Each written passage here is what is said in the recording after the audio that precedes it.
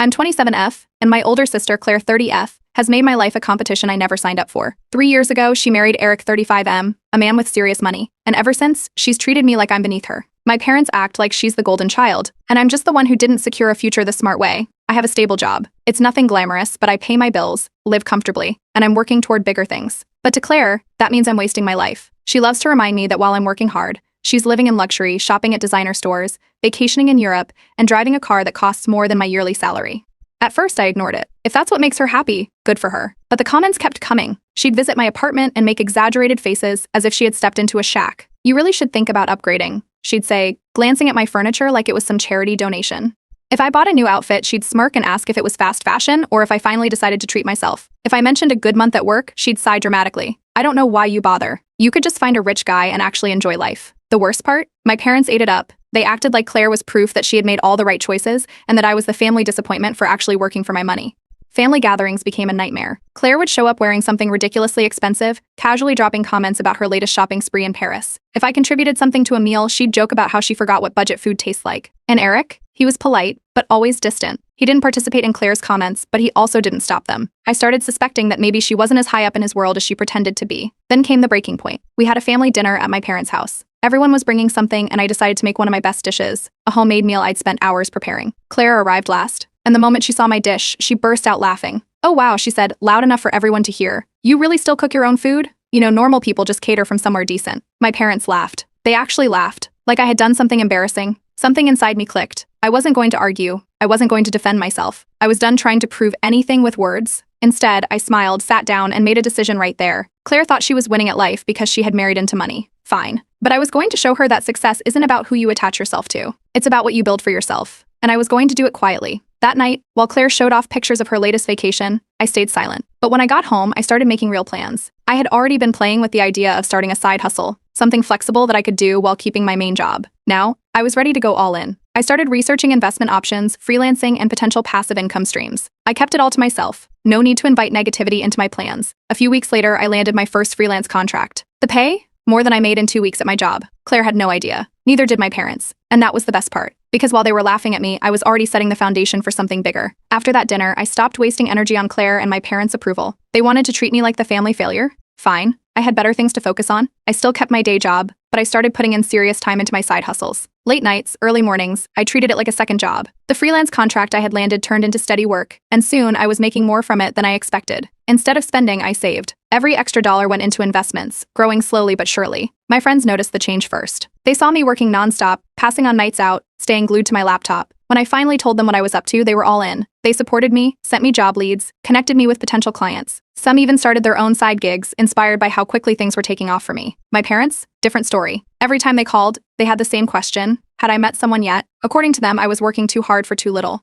In their eyes, Claire had life figured out, marrying rich, living effortlessly. Meanwhile, I was struggling for no reason. Claire eventually heard about my side hustles. I didn't tell her. My parents must have mentioned it, probably in a "can you believe she's still doing this?" way. At the next family gathering, she wasted no time bringing it up. She smirked, tilting her glass of wine. "So, you're still playing around with that little hobby?" I didn't respond, which only made her more eager to talk. She went on about how exhausting it must be to work so much when I could just find someone and relax for once. Then came the usual lecture about how I should aim higher in life, which in her world meant marrying into money instead of making my own. I let her talk. Meanwhile, my income streams kept growing. Freelancing wasn't an overnight success. At first, I took on small, underpaid gigs just to build my portfolio. Consulting work started slow, with clients trickling in through word of mouth. And investing? It wasn't a straight shot. Some stocks dipped, and one rental deal fell through. But I kept at it, adjusting, learning. Eventually, my side hustles weren't just side hustles anymore. They were my real income stream. The downside: I was stretched thin. Juggling a full-time job and side hustles wasn't easy. There were nights I barely got any sleep, weekends that disappeared into work. But the results kept me going. Claire, on the other hand, kept flaunting her luxury lifestyle. Designer bags, high-end restaurants, 5-star vacations. Every time she posted something, my parents practically applauded. At a Sunday dinner, she bragged about spending an embarrassing amount on a shopping spree in Milan. My mom gasped in admiration. My dad laughed like she had just won a gold medal. I sat quietly, eating my food, not saying a word. I had reached a financial milestone that week, enough savings to consider buying property. But I wasn't about to share that, not with them. The first sign of cracks in Claire's world appeared a few weeks later. She had been planning another big trip, this time to Dubai. But suddenly she canceled. No explanation, just a vague excuse. Then a family friend casually mentioned something odd. Claire and Eric had been arguing a lot lately, and not the usual bickering. Full-blown fights. Claire's attitude toward me shifted too. The jabs became sharper, more frequent. If I wore something nice, she'd scoff that it was affordable luxury. If I drove somewhere instead of taking an Uber, she'd sigh like I was hopeless. One day, while scrolling online, I saw something interesting. Eric had posted photos from a business trip. Claire wasn't in them. She always tagged along on those trips. Something was definitely off. At another family event, the tension boiled over. Claire was in rare form that night, taking digs at me every chance she got. She called me cheap for not upgrading my apartment, joked that I'd never live like her at this rate. I set down my drink and finally spoke up. It's funny how obsessed you are with my finances when I actually have control over them. The room went silent. Eric, who had been quiet all evening, suddenly let out a short laugh. Then, still looking at his drink, he muttered, "Nothing wrong with financial independence." Claire's face went stiff. She quickly changed the subject, but the mood had shifted. For the rest of the night, she was quieter, tenser, and I couldn't help but notice. Eric never stood beside her when she spoke. A week later, that same family friend dropped another hint. Claire's marriage? Not as perfect as she made it seem? I finally did it. After months of grinding, saving, and working every spare moment, I bought my first rental property. It wasn't a mansion, just a modest apartment in a decent neighborhood, but it was mine. No co-signers, no handouts, just my own hard work paying off. I kept it quiet. No announcements, no Instagram posts. I wasn't doing this for validation. But small changes started happening and people noticed. I upgraded a few things, nothing flashy, just subtle improvements. A better laptop, a slightly newer car, treating friends to dinner without checking my bank account first. It didn't take long before Claire caught on. At the next family dinner, her eyes immediately scanned me. She always did that, sizing me up like I was some kind of personal project. Her first jab came quick. She commented on my budget watch, even though she'd never cared about my accessories before. Then she moved on to my car, scoffing that it was basic compared to Eric's. I didn't argue. Didn't react. That only made her double down. Meanwhile, Eric was different. He wasn't playing along like he used to. In fact, he barely acknowledged Claire's comments at all. If anything, he seemed irritated. Then came the real shift, my parents. At first, my parents still fawned over Claire, but cracks started forming. When she made a backhanded comment about my car, my dad hesitated before laughing along. And when I casually mentioned a recent business success, my mom's eyes flickered with something. Was it curiosity?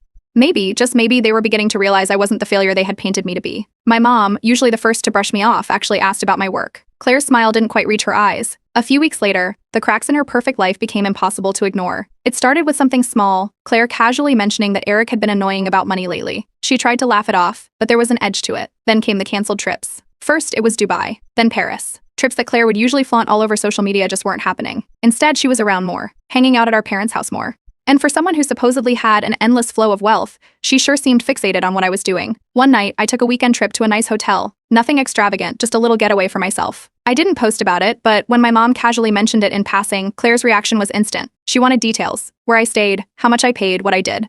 Then, almost immediately, she started talking about some luxury resort she and Eric were planning to visit soon. But she never went. The next time I saw Eric, he looked different, more tired, less interested in entertaining Claire's usual antics. And when she made yet another comment about how I'd never live like her, he actually raised an eyebrow. I mean, at least she's got her own money. Claire's head snapped toward him so fast, I thought she'd get whiplash. I let the moment pass, but I filed it away. Eric was changing, and not in a way that worked in Claire's favor. Then came the breaking point. Another family gathering. Everything was normal at first. Claire, as usual, was dressed to impress, talking about designer brands and making subtle digs at my simple lifestyle. Then out of nowhere, she snapped. She turned to me and accused me of being obsessed with competing with her. Said I was trying too hard to prove something, as if my entire existence revolved around making her look bad. I just looked at her and asked one question. If your life is perfect, why does my success bother you so much? Silence. Claire's jaw tightened. My parents shifted uncomfortably, but the real surprise came from Eric. Completely unfazed, he took a sip of his drink, and without looking up, dropped a casual bombshell. Eric had been quiet all evening, but when Claire bragged about her latest purchase, he tensed. You know, Claire, you burn through money like it's nothing, he muttered, shaking his head. Maybe it's time I stop financing your little shopping addiction. Claire's smile stiffened,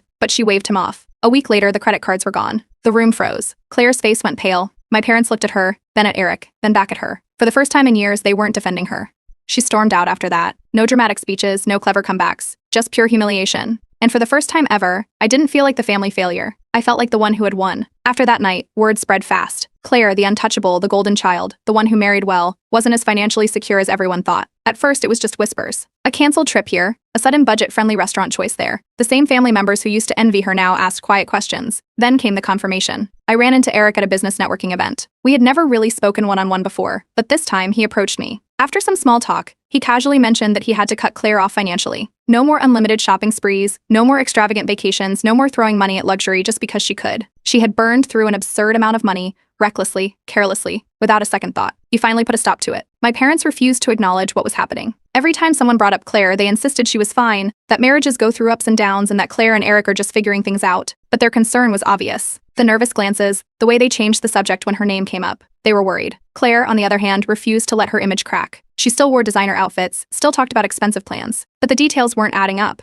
The trips never happened. The new purchases weren't really new. Her stories became more exaggerated, as if saying it out loud would make it real. Meanwhile, my investments were growing. With my rental property making steady income, I expanded my freelancing, made smarter financial moves, and started planning for something I never thought possible: early retirement. Claire must have noticed. Out of nowhere, she started being nice to me. Not just regular nice, overly nice, complimenting my hard work, asking vague questions about my money strategies. At first, I assumed it was part of her usual mind games. Then she got specific. She started bringing up how family helps each other and how sometimes people just need a little support to get back on track. I let her talk. Then, after one particularly forced conversation, she finally got to the point. She needed money. She phrased it carefully, not as a loan but as help. Something small, just to tide her over, just until things settled down. I told her no. She didn't take it well. First, she laughed like I was joking. Then when she realized I wasn't, her whole demeanor shifted. She scoffed, rolled her eyes, said something about family loyalty. I didn't argue. I didn't explain. I just told her the truth. Financial responsibility is a choice. A week later, rumors started circulating. Claire and Eric were separating. At first, it was hard to believe. For years, Claire had built her entire personality around her perfect marriage, but the signs had been there all along. Eric had been pulling away. He stopped playing along with her games. He stopped indulging her. He stopped being part of the show. And now he was done. One night, Claire showed up at my door. Her makeup was smudged, her hair a mess, and for the first time in years, she wasn't wearing expensive designer clothes. She said she was losing everything. She talked about how hard things had been, how she needed support, how I couldn't possibly understand what she was going through. Claire had been trying to act composed, but her messages became frantic. I don't know how to get out of this, she admitted one night. I don't have a plan. She tried to play it cool at first, but the cracks were widening. And then, when she finally showed up at my door, it wasn't just anger in her eyes, it was pure panic. But I wasn't going to fix her mess. I told her the same thing I had before. She had spent years treating money like an unlimited resource. Now she was dealing with the consequences. She left angry. The next morning, I found out she had started telling people that I was selfish, that I had turned my back on family, that I didn't care what happened to her. My parents took her side immediately. They called, texted, tried to guilt trip me. They said I was cruel, that money isn't everything, that Claire just needed a little help to get back on her feet. I ignored every single message. That was the moment I walked away from the golden child narrative. I had spent years being compared to Claire, treated like I wasn't good enough because I didn't marry rich, didn't live in luxury, didn't play the role they expected me to play. But now, Claire was the one struggling. And I was free. Claire finally hit the point she never thought possible: rock bottom. The divorce was official. Eric was done, and without him, everything collapsed. Claire's downfall wasn't immediate, but the signs were there. First, it was little things, subtle cutbacks, avoiding certain events. Then, her Instagram posts became more about cherishing simple things rather than flaunting luxury. When she lost the house, she played it off as downsizing, but eventually she couldn't fake it anymore. The apartment was gone, the car repossessed, and there was no backup plan. The expensive car repossessed, the credit cards canceled. She had no savings, no assets, nothing to fall back on. Instead of taking responsibility, she played the victim. My parents, of course, welcomed her back with open arms. Instead of telling her to get a job, they coddled her. They let her move back into her old bedroom, acting like this was some temporary setback instead of the natural consequence of her choices. Meanwhile, my life kept moving forward. I upgraded my apartment, not anything extravagant, just something better suited to my growing financial success. I continued investing, and for the first time, I started mentoring others on financial literacy, helping people avoid the exact mistakes Claire had made. That's when Claire suddenly changed. She started acting humble, pretending to be grateful for a fresh start. She talked about learning from her mistakes, about rebuilding her life from the ground up. At first, it seemed like maybe she had finally grown up. But the act didn't last long. She started hinting at needing a little help. At first, it was small things, comments about how difficult it was adjusting to a normal life again, how she just needed some time. Then it escalated. She brought up the idea of staying with me for a while, just until she got back on her feet. Then she casually mentioned needing a small loan to help her start fresh. I shut it down immediately. I told her point blank that she needed to get a job, that plenty of people work their way back up from worse situations, that she wasn't entitled to anyone's money. She didn't argue. Instead, she started playing a different game, pretending she was trying. She talked about how she was applying for jobs, how she was really making an effort, except no interviews ever happened. No follow-ups, no actual work. My parents ate it up. They kept pressuring me, calling me cold, saying family helps family. They insisted Claire just needed one break, that I should give her a chance. I didn't budge. Then, the final betrayal. Claire had started dropping hints. You must be doing really well with all those investments, she said one day, eyeing my laptop screen. Another time, she laughed nervously and joked, if only I had your credit score. I thought nothing of it, until a month later, when my bank called about a suspicious loan application in my name. Claire had stolen my identity. She had used my personal information to take out a loan, assuming I wouldn't notice. I immediately confronted her. At first, she denied everything. Then, when she realized I had proof, she tried to justify it, talking about how desperate she was, how I had so much and she had nothing. I didn't waste time arguing. I filed the fraud report. Claire was officially forced to deal with the legal consequences. My parents were furious, but not at her. They called me heartless. They screamed about how I had ruined her life over a mistake. They acted like I was the villain for protecting myself. That was it for me. I cut them all off. No more messages. No more visits. No more being the family scapegoat. Claire had spent years looking down on me. Now she was the one struggling, and for the first time in my life, I was free. Claire avoided jail time, but the damage was done. She was forced into a repayment plan. Her credit was destroyed, and she couldn't take out a loan for anything. No luxury apartments, no designer splurges, not even a basic car lease. She went from flaunting unlimited wealth to scraping by, and for someone who had spent her whole life looking down on normal people, it was a harsh reality check. But instead of taking responsibility, she did what she always did, blamed everyone else. First, it was Eric's fault for cutting her off. Then it was my fault for refusing to help family. Then, when that story didn't get her the sympathy she wanted, she turned on our parents, accusing them of failing her when she needed them most. Meanwhile, my parents were busy with their own damage control. They tried to spin the narrative to make me look like the villain, the heartless sibling who turned his back on family, the one who punished Claire instead of showing compassion. But it didn't work. Extended family and mutual friends weren't blind.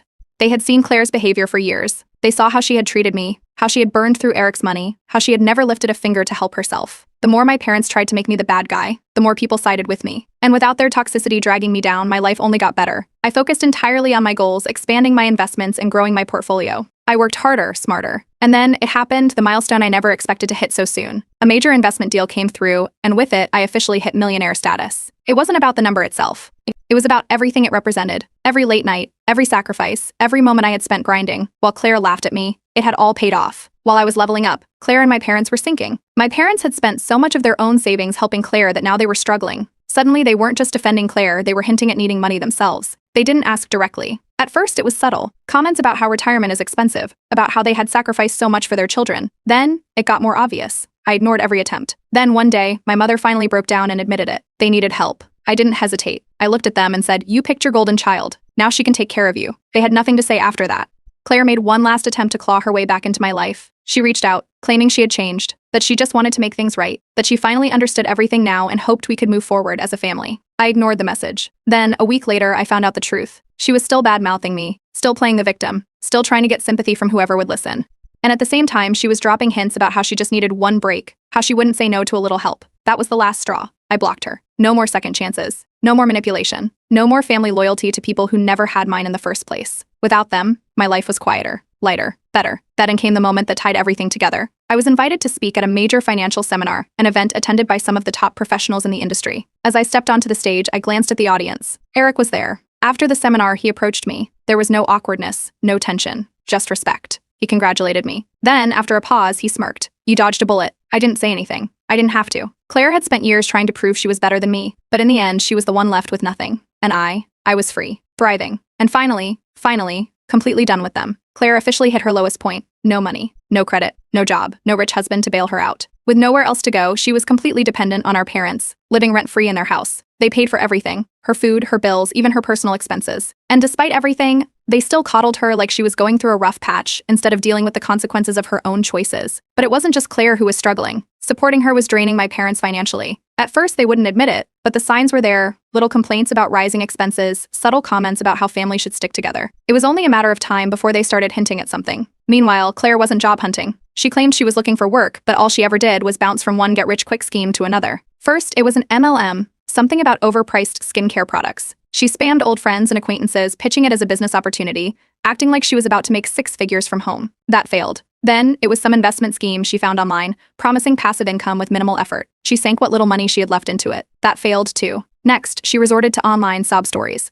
She posted vague, emotional messages on social media about how tough life had been, about how she was rebuilding after being betrayed. She carefully left out the details. At first, some people fell for it, sending sympathy messages, offering support. But as time passed, even they started catching on. Her online glamorous life didn't match reality. She continued posting old photos, recycled luxury vacation pictures, high-end restaurant shots, desperately trying to keep up the illusion. But people weren't stupid. They noticed. Mutual friends started calling her out, asking why she was constantly reminiscing about the past instead of sharing anything new. Her reputation crumbled. Friends who used to admire her lifestyle distanced themselves. People who once envied her stopped returning her calls. She wasn't a socialite anymore. She was just someone who only reached out when she needed something. Then came the setup. My parents invited me over for dinner. At first, it seemed normal, small talk, casual conversation. Then halfway through, the real reason became obvious. They wanted money. They weren't direct about it at first, just comments about how families should support each other, about how Claire just needed a little help getting back on her feet. Then, finally, they asked. I shut it down immediately. They made their choices. They spent years treating Claire like the successful one, ignoring everything I built on my own. Now they wanted me to fix her mistakes? Absolutely not. Claire tried a different approach. She pulled every manipulation tactic she had, apologizing, crying, saying she had changed. She regretted everything. She just needed a chance. Then, Not even a week later, I found out the truth. She was still talking badly about me. She was telling mutual friends that I was selfish, that I abandoned my own family, that money had changed me. It was the final confirmation I needed. I cut them all off. Claire, my parents. The entire cycle of guilt, manipulation, and toxicity. Without them, I focused completely on my own life, traveling, expanding my business, building real relationships with people who actually supported me. Then, one day, a mutual acquaintance reached out. Claire was dating someone new, wealthy, well-established. And just like that, she was back in her old routine, bragging, acting like she was bouncing back, telling people she never really lost anything in the first place. It was history repeating itself. And this time, I had absolutely no interest in watching it unfold. Claire made her grand comeback, or at least, that's what she wanted everyone to believe. She had a new man, and according to her, he was wealthier than Eric ever was. She wasted no time flaunting their perfect relationship, posting pictures of expensive dinners, luxury vacations, and designer gifts. Our parents, of course, ate it up. They immediately flipped back into smug mode, acting like Claire had proven everyone wrong, like her downfall had been just a temporary setback. The shade was subtle but clear. It's good to see Claire back where she belongs, as if her entire identity depended on being pampered by a rich man. I didn't argue. I just smiled, because I already knew how this would end. Something was off about the guy. Unlike Eric, who had real wealth and kept a low profile, this new guy threw money around like he had something to prove. Flashy cars, extravagant gifts, over-the-top gestures, everything about him screamed performative wealth. A few months in, Claire announced her engagement. She framed it like the ultimate comeback story, like she had risen from the ashes and secured her place back at the top. Our parents doubled down, smugger than ever. They made little comments about how some people spend too much time working instead of just enjoying life, as if I was the real fool for building something on my own. I still didn't say anything, because then, the truth came out. Something about Claire's new fiancé felt off from the start. He loved grand gestures, expensive weekend getaways, over-the-top gifts, but I noticed she never mentioned his business, or how he actually made his money. A mutual friend confirmed my suspicions. He's deep in debt, they whispered. Keeps hopping from one investment to another. It's all smoke and mirrors, but Claire, desperate to reclaim her status, either didn't see it, or didn't want to. Apparently, he had a habit of dating women who looked expensive so he could keep up the illusion of wealth. His entire lifestyle was built on loans, credit cards, and borrowed money. Claire, thinking she had secured another golden ticket, had no idea, until everything collapsed. The guy's financial situation got exposed, sudden canceled trips, maxed out cards, whispers about unpaid bills. Claire, who had bet everything on this new engagement, was right back where she started. No money, no security, no backup plan. This time, even our parents struggled to spin it. It was public, undeniable, humiliating. She tried to save face, but people weren't buying it. Former friends who had once admired her started avoiding her. No one wanted to be dragged into her never-ending financial disasters. Then, in a move that truly shocked me, Claire reached out one last time. She said she finally understood, that she had learned her lesson, that she just needed help getting back on her feet. She even tried to play the "we're family" card, acting like we could start over fresh. I let her finish. Then I told her the truth. Your problem is that you always expect someone else to save you. Fix it yourself. I blocked her. This time it was permanent. No second chances, no fake apologies, no more toxic cycles. And for the first time, our parents felt the consequences of their choices. Without Claire's rich husband to fall back on, they were forced to accept reality. The golden child they had spent years worshipping had nothing. And the daughter they had dismissed? I was now wealthier than Claire had ever been. On my own terms. Claire, once the family's prized success story, was just a cautionary tale. No luxury lifestyle, no admiration. Just another person who wasted every opportunity she had. And I was free. Finally, completely free.